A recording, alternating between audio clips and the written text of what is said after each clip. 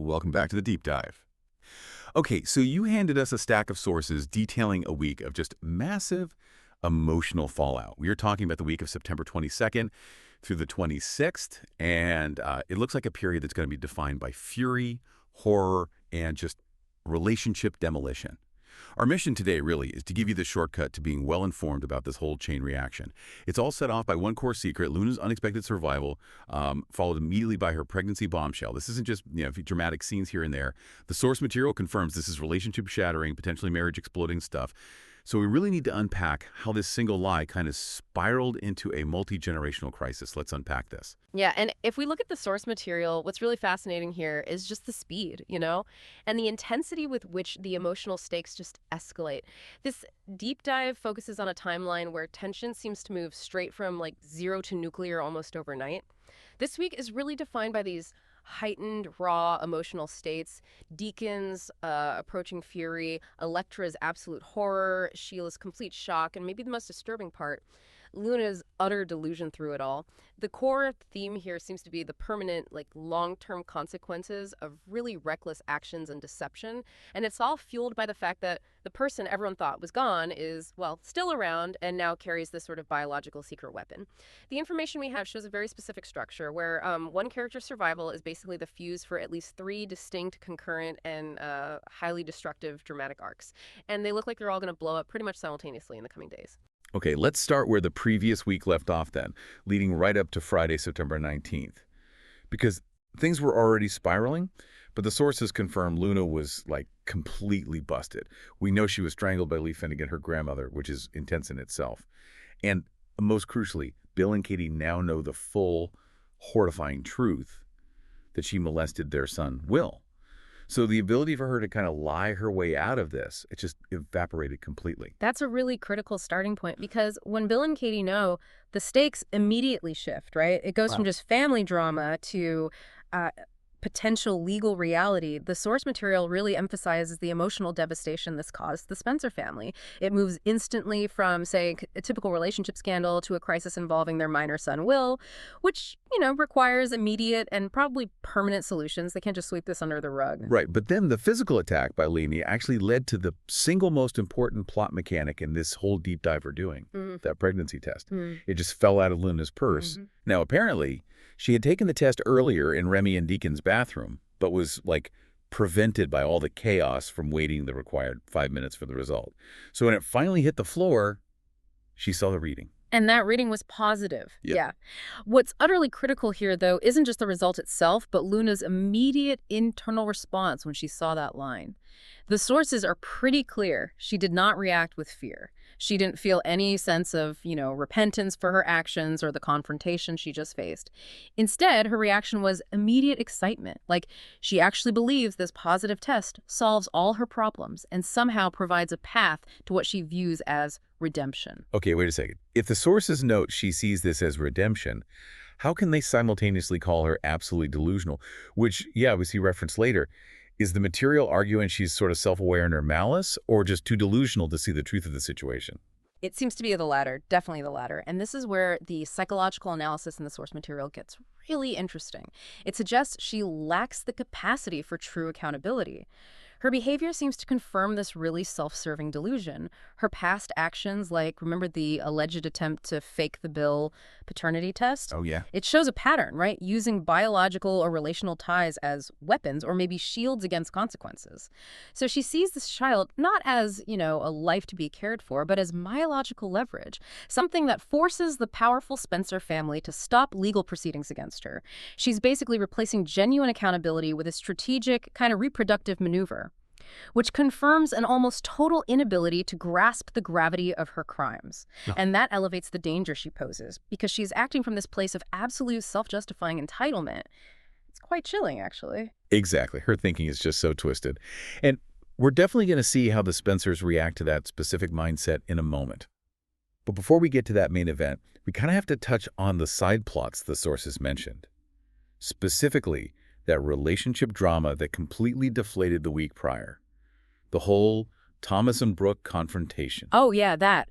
The source material described that confrontation as utterly anticlimactic. Remember how it was built up? This huge moment of conflict, potentially shifting the foundations of Forrester creations. Right, felt like something big was coming. And then it just resulted in nothing more than what the sources hilariously called a hug fest, leading to Thomas and Brooke becoming, what was it, bestie stepmother and stepson? Yeah. It just completely evaporated all the tension that had been building for months in that storyline. Poof, gone. And we also had Eric and Taylor having an argument as well, which is, pretty standard Forrester family business, I guess. Yeah. But the way that confrontation with Brooke and Thomas just fizzled out like that, it does make you seriously wonder about the long-term stability of that character arc for Thomas. Well, and that raises a critical structural question that the sources actually brought up, and it's something you, the listener, should probably pay attention to. Given the abruptness and, frankly, the lack of resolution in that confrontation, there is some concrete concern floating around that the actor, Matthew Atkinson, might not stick around long term. Interesting. We've seen similar abrupt departures on the show before, right? Think about what happened with major characters like Quinn Fuller or Wyatt Spencer. They just kind of vanish without a really satisfactory character arc ending. Yeah, that's true. It can feel very sudden. So the speculation is that the writers might simply be, pulling the plug on the Thomas storyline entirely, maybe to fully shift focus onto this massive, legally dangerous Spencer drama that's unfolding. It highlights a key insight, I think. When a storyline fizzles that badly, it's often a signal the show is maybe jettisoning the character, even one who's been central for years, just to free up narrative space for the immediate firestorm. Okay, let's move directly into the eye of that storm then. We're focusing on Thursday, September 18th. Luna is fully confirmed pregnant, and she's making her move. The sources gave us a peek at the setup, and we should probably clarify that setting for you, the listener, because there was some initial confusion. Yes, there was maybe a potentially vague initial spoiler, but the material we analyzed seems pretty clear. The people actually in the room for this big confrontation were the Spencers, a Logan, and a Finnegan. So that means Lai, Luna, Bill, Will, and Katie. It's a closed-door, highly charged family intervention. They're dealing with criminal and moral failings here. It is explicitly not a public Forrester family meeting, despite any early confusion the sources might have hinted at. This is contained, at least initially. Right, and the action Luna takes is just pure, unadulterated, calculated desperation. She executes her new play, as the sources put it. She is pregnant, and she uses it as a bargaining chip. She's literally begging Bill, Katie, Lai, and Will not to send her to jail. And the audacity of her leverage, she is pregnant with what is potentially Katie's grandkid after molesting their son, Will, is truly staggering. Yeah. She genuinely thinks this makes her immune. Staggering is the only word, yeah. Let's break down the family's reaction a bit, because the source material describes it as a grim reality for them. They are disgusted and horrified. This isn't presented as a moment of potential forgiveness or understanding. It's a moment that forces them to confront the immediate need for, frankly, harsh legal and emotional solutions. Because she has now biologically tied herself to their family DNA through this pregnancy. And if we look at the likely individual reactions, Bill Spencer, with his typical approach, is probably furious because someone tried to manipulate his family. He likely sees this as a problem he can fix with money or power, somehow manage it. Katie, though, she's likely viewing this through the lens of motherhood, thinking about Will's trauma. She's probably finding Luna's tactic utterly repulsive, just beyond the pale. And Will himself, he must be consumed by guilt and horror that the woman who traumatized him is now carrying his child, making that bond just tragically permanent. And what about that delusion we talked about earlier? Right. When Luna presents this pregnancy as some kind of redemption ticket, the sources are not mincing words about how that's perceived. No, not at all. She is called absolutely delusional if she genuinely thinks this trickery impregnating herself with a Spencer heir under these circumstances is somehow going to lead to a fairy tale ending with Will. She fundamentally misunderstands or maybe just refuses to accept that she has committed a heinous violation. And, a baby does not erase that. It just doesn't work that way. Her attempt to leverage the child actually only increases the family's disgust because it shows she hasn't learned anything. She's merely found a new way to manipulate the situation.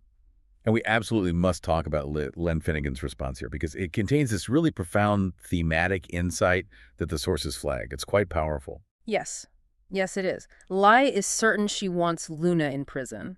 That seems non-negotiable for her. But her fury, according to the sources, is about more than just Luna's immediate actions. It's about heritage. It's about legacy. Lai actively wants to prevent Luna from carrying, and this is the quote, her and Poppy's brand of insanity over to another generation. Wow. Brand of insanity. Yeah.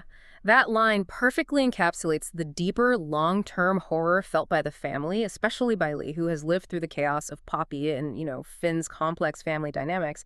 It's not just about the immediate crime. It's the idea that this deceitful, chaotic nature could be inherited by a Spencer child, permanently contaminating the next generation's lineage with their trauma. Like, Lai basically views this baby as a kind of genetic ticking time bomb. That fear of inherited chaos, it's chilling. But it raises a question about the veracity of the pregnancy itself, right? Could she be faking it? The sources seem to preemptively shut that idea down. Why are they so confident? Yeah, they seem pretty sure. And this connects directly back to that detail we discussed earlier about the 5 minutes she wanted to wait for the test result. Okay. There was speculation, naturally, given her alleged actions with the Bill paternity test earlier in the season, that maybe she might be faking this one too, if it's a pattern. However, the timing noted in the source material, her apparent desire to wait the specific amount of time in Deacon's bathroom for a true reading, leads the consensus to dismiss the fakery idea this time. I mean, if she had a fake, ready-made positive test, wouldn't she have just produced it immediately when confronted? Why wait? Good point. The fact that the test was only confirmed positive when it fell out of her purse, showing the result she was seemingly anxiously waiting for, that confirms to the sources that the pregnancy itself is genuine, which ironically only heightens the grim reality for the Spencer family. It's real and they have to deal with it. Okay, so now we transition from the perpetrators and the immediate family fallout to the immediate victim of this whole sordid mess, Electra. She is apparently blissfully unaware of the chaos playing out when we catch up with her on Friday, September 19th. She's actually preparing for a special romantic evening with Will. Yeah, it's almost tragically ironic, isn't it? While Will is in that room facing the consequences of his actions and Luna's manipulation, Electra is back home preparing a physical token of their devotion. She's even made him a gift, a necklace with their initials. And there was a great bit of social media humor noted in the sources, someone joking that it would have been funny if she had reversed the initials and it just spelled EW. Which honestly is kind of exactly where this relationship is heading right now, unfortunately. Yeah, we probably needed that brief moment of levity because the emotional train wreck that follows, according to the sources, is massive. And speaking of awkward devotion, the source material also highlighted Electra's tendency toward TMI, too much information. Oh, Apparently, she's been prone to oversharing intimate details about her sex life with Will, specifically to Hope. The sources express some specific concern that she might have been sharing these details with Katie as well. oh no. Which, yeah, she absolutely should avoid, given everything else. Why do the sources find this TMI behavior uncomfortable and weird, though? Yeah. It seems like maybe a strange detail to flag amidst all this high drama. Well, I think it's crucial because it reinforces her total, unreserved investment in the relationship and maybe her naivete. Her TMI isn't just awkward. It demonstrates that she views this relationship as utterly transparent and secure. It reflects a complete lack of emotional boundaries, perhaps, because she assumes permanent fidelity from Will. And this transparency makes her impending devastation even harder to watch because she's about to be betrayed at the deepest possible level, having already shared everything so openly. Right. Meanwhile, Will is just in emotional purgatory. He is completely consumed by guilt, terrified of losing Electra, especially now that Luna's pregnancy is confirmed and known among the family. But he knows he can't let Electra hear this truth from anyone but him. So the confession is coming, and the sources tell us it's going to be absolutely brutal. Yeah, the confession is described as terrifying, and the notes suggest Will understands, maybe instinctively, that he can't just drop the bomb all at once. He has to sort of build up to the horror. The sources actually detail its necessary structure in 3 excruciating parts. It seems designed to ensure the maximum emotional pain and, frankly, the minimum chance of reconciliation. Okay, let's break down that agonizing sequence then. What are the parts? Okay, part 1. He must reveal the shocking foundational secret that Lena is alive. This is the first shockwave, right, since she was believed dead. It immediately shatters any sense of normal reality Electra holds. Just that alone is huge. Huge. Then part 2 is the core of the betrayal, and the source material stresses that this itself has 2 components, and the sequencing here is absolutely vital. Part 2A, he accidentally slept with Luna while she was wearing a mask, meaning he genuinely didn't know it was her at the time. That offers, a sliver of technical defense for that first encounter. Very thin sliver. Very thin. But then comes 2B. Even after he knew beyond any doubt that he had slept with another woman, he still proceeded to take Electra's virginity. That sequencing, the knowing continuation of the lie, violating her trust even after his accidental transgression, That is the part that Will is truly morally culpable for. That's the dagger. Yeah, that knowing deception, that's what fundamentally destroys the foundation of their relationship, far more than the initial masked mistake, however awful that was. That's the ethical line Will crossed that he can never really walk back from. Precisely. And then, after delivering those two shattering blows, Will has to deliver part three, the absolute non-negotiable worst detail. Oh, and by the way, Luna is pregnant with my child. Oh my. That baby is the permanent anchor to this entire disaster. It's the constant reminder of the betrayal, and it ensures Luna's presence in his life forever, like it or not. The sources clearly explain the devastating "so what" for Elektra here. Even if she somehow acknowledges that Will wasn't a fully knowing participant in the initial encounter, the fact remains that Luna is pregnant. Right, that fact doesn't change. It doesn't. And that means Luna will probably be a part of Will's life forever, connected by this biological chain to the Spencer family. The notes clearly state that this is expected to be too much for Elektra to deal with. It leads to her absolute horror and shock. That special night she planned, preparing that gift of devotion. It will instantly turn into the worst moment of her young life. The sources are really preparing us for a complete and probably immediate relationship collapse. No coming back from this. Okay, so while Will is potentially facing the worst night of his young life, miles away, two other central figures are enjoying this terrifying moment of calm before their own world just completely ends. Let's pivot to the adults who are about to be caught right in the blast zone, Deacon and Sheila. On Thursday, while Luna's drama is exploding over at the Spencer residence, Deacon and Sheila are apparently oblivious. They're described as all cuddly Adil Giardino. Yeah, the dramatic irony there is just suffocating, isn't it?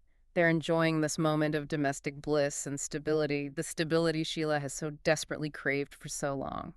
But the sources state emphatically that this whole situation is lighting the fuse that is going to blow up Sheila's happy little life. It's about to detonate. And this is the core explosion that seems scheduled for the week of September 22nd through the 26th. The first sign we're told to look for is Sheila's reaction when Luna is outed as being alive. Right. Sheila's going to be in absolute shock. She's built this fragile peace with Deacon, maybe thinks she's finally safe, and Luna's reappearance and pregnancy threatens all of it. And the mechanism for this exposure is highly anticipated in the notes. The sources suggest Lee Finnegan is almost certain to call Sheila, basically to alert her that the jig is up. Lee calls Sheila. Okay. Yeah, to tell her that Bill, Katie, and Will now know Luna is alive and pregnant. Lee, who knows all about Sheila's prior deceit and her violent nature, is probably not going to shield her from the consequences of enabling Luna. Why would she? No reason at all. And this revelation then detonates Deacon's world. The notes indicate that Deacon will be so mad. Let's maybe delve into the layers of his fury, because it sounds like it's complex. It does seem complex. Based on the sources, Deacon's anger probably has about 3 dimensions. First, obviously, betrayal by Sheila, his wife, because Sheila, under his very roof, was apparently aiding, abetting, and enabling her awful granddaughter, Luna, the whole time. Right behind his back. Second dimension, guilt. Deacon believed he was acting responsibly, remember, by helping Will deal with the aftermath of what Luna did. He thought he was being the good guy, stepping up. Instead, by allowing Luna secret access to his residence, maybe unknowingly, he accidentally set the stage for this entire disaster. His desire to be the responsible good guy has backfired horribly. And it's created this massive, unwanted connection between his home, his life with Sheila, and the Spencer family's trauma. And third, probably public humiliation. He's married to a woman who helped a known criminal, someone who assaulted Will Spencer. And now that fact is known to the powerful Spencer and Finnegan families. That's gotta sting. Yeah, that sense of betrayal, the hypocrisy of Sheila's actions. Yeah. It sounds like it will push his marriage to the absolute brink. The sources say their union is absolutely on the rocks after this. Sheila's going to have to do some serious damage control to try and save her happy end. Indeed. She will have a lot of explaining to do, as the notes put it. The sources wonder if she'll try to play dumb, claim she didn't know Luna was alive, or maybe didn't know the full extent of what Luna was doing, that she wasn't fully enabling her. Doesn't seem plausible. Well, the consensus among the material we reviewed is that this won't fly. It's not going to work. Why? Because Leigh Finnegan is watching. If Luna doesn't expose Sheila, and frankly, Luna seems too self-absorbed to focus on anyone else right now, Ling almost certainly would expose Sheila and her role in this deception. Lee might even contact the police if she felt Luna's continued freedom, aided by Sheila, was a threat. Deacon is already going to be furious. A weak defense will only make things worse. Because he now has proof, concrete proof, that he really cannot trust Sheila despite all her attempts to reform. Her loyalty is conditional. And there's one final kind of darkly humorous piece of speculation in the sources about Sheila's mindset regarding the pregnancy itself, reflecting her unique moral code. Yes. The sources speculate that, beneath the shock and the desperate need for damage control, Sheila might secretly be impressed. Impressed. Yeah. Seriously. Why? Because her evil granddaughter, Luna, pulled it off, basically, and secured herself a Spencer heir. It reflects Sheila's long-standing, really twisted ambition for status and power through legacy, through bloodlines. The Spencer name is a huge prize in her world. So even in this crisis, the potential for a new, powerful family connection might secretly appeal to her dark sense of success, which suggests a dangerous internal conflict for Sheila, protect her marriage versus admiring Luna's ruthlessness. It's very Sheila. Okay, so as the dust maybe starts to settle from these massive emotional bombs, the sources also give us some crucial insight into lingering threads and secondary characters. And these seem to point to future plot directions, especially within the Forrester design world. Let's talk about Deke for a minute. We've seen him around Il Giardino, and his appearance is noted alongside his prior concern about Luna and, the two men she apparently killed. The name similarity alone is a big hint, right? Yeah. Deacon. It seems like more than just a hint. It's flagged as a massive indicator in the notes provided. The strong suggestion is that Deke is almost certainly Deacon's son. In soap opera dynamics, a name similarity like Deke and Deacon, especially combined with the character's specific concern about Luna, who is Deacon's granddaughter, it functions as massive foreshadowing. Right. It's rarely a coincidence. Exactly. It points directly toward that familial connection. This isn't just some random character popping up. He seems poised to become integrated into the core family drama, specifically on the Logan Sharp side of things. And Deke isn't just a mysterious figure hanging around. He apparently has specific ambition. He has big plans to be a Forrester fashion designer. That's his goal. Okay, that places him immediately on the board, maybe whether he likes it or not, with potentially high expectations if he's Deacon's son. And it immediately connects him to Hope Logan, right, who is also Deacon's daughter and therefore Deke's half-sister, presumably. Yeah. The potential for professional maneuvering here and maybe family drama is huge. Yeah, absolutely. Precisely. The sources heavily speculate that Deacon will likely leverage his, reform status and his connection with Brooke or Hope to try and give his son a shot at the Forrester design house. It could become a kind of parental demand using family ties for career advancement. If Hope is Deke's half-sister, she might feel immense pressure from Deacon to give him a leg up, maybe even mentor him. Now, there's a question about where Deke would fit, specifically regarding the Hope for the Future line. The material notes that they don't think that line has been revitalized yet. They believe it's still officially canceled, and Hope has been placed on other projects for now. Okay. But regardless of the specific line, Deke's introduction definitely suggests a future merger of the Logan Sharp and Forrester worlds, where professional dynamics could soon be dictated by these new, maybe hidden family ties. Interesting. We also have quick updates on the main players who are maybe deliberately avoiding the Luna fallout for now, specifically Brooke and Taylor. What's up with them? Right. While all this chaos is reigning elsewhere, Brooke is apparently reveling in her newlywed status with Ridge next week, suggesting a period of temporary bliss for them, which contrasts sharply with everyone else's misery. Good for them, I guess. Must be nice. Meanwhile, Taylor is trying to figure out what is next for her character arc, which could signify a major professional or maybe personal pivot for her. She's searching. And we can't forget the return of a critical stabilizing and often, let's be honest, judging figure is apparently imminent. Yes, Steffi Forrester is mentioned as back soon. So if we synthesize these shifts, Brooke and Ridge are stable for now. Taylor is searching, Steffi is returning. It means that while this Luna paternity scandal is consuming the Spencer Sharp side of the family, the foundation is being laid for major changes in the Forrester power structure and family alliances pretty soon. Steffi's return, often characterized by her determination and her judgment. Different judgment. Yeah, that will certainly throw a wrench into anyone attempting to ascend the Forrester ladder without her explicit approval, especially maybe a relative of Deacon's like Deke. So the intense relationship drama playing out concurrently seems to be setting the stage for subsequent boardroom conflict and shifting family loyalties. That'll likely become the focus once this immediate emotional firestorm subsides a bit. Hashtag outro. Okay, so let's try and wrap this deep dive with the three main unforgettable takeaways for you, the listener, from this monumental stack of sources we went through. First, Luna's pregnancy.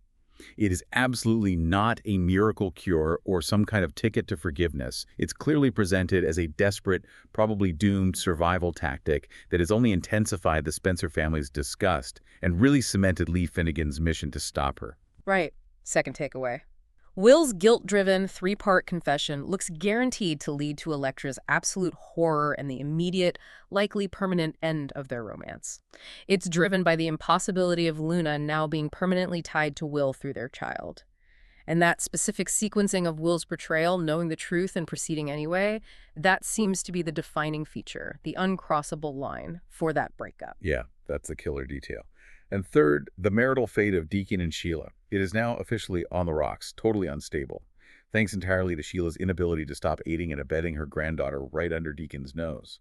It proves to him, probably once and for all, that her claims of reform are maybe conditional, especially when her family's needs are involved. And if we connect this all back to the bigger picture, maybe the most profound revelation from these spoilers isn't just the drama of the confession or the fight, but the concept of long-term, multi-generational consequence. The deception and the secrecy, they don't just affect the direct players involved right now, they permanently alter the lives of future generations. That theme is best captured by that line from Lee Finnegan, her stated fear of Luna carrying her and Poppy's brand of insanity over to another generation. That baby, as innocent as it may be, represents the permanent legacy of deceit, forever tying that chaos to the powerful Spencer name. It's quite a heavy thought. It really is. That is the terrifying thought to hold on to, definitely. So given the high stakes and the sheer amount of self-serving delusion running around, who do you think will be the first character to make a move that completely derails their own carefully laid plans? Will it be Luna, maybe doubling down on her delusion of redemption and pushing too hard? Or Sheila, whose desperate attempt to play dumb and deny her involvement will inevitably be exposed, probably by the vigilant Lee? Or perhaps the real question is whether Leigh Finnegan can actually succeed in stopping this new Spencer heir from inheriting her mother's brand of chaos. Or if that deception is now just permanently written into the family's DNA, no matter what she does. Something to think about. Thank you so much for sharing your sources with us for this truly explosive deep dive. We'll catch you next time.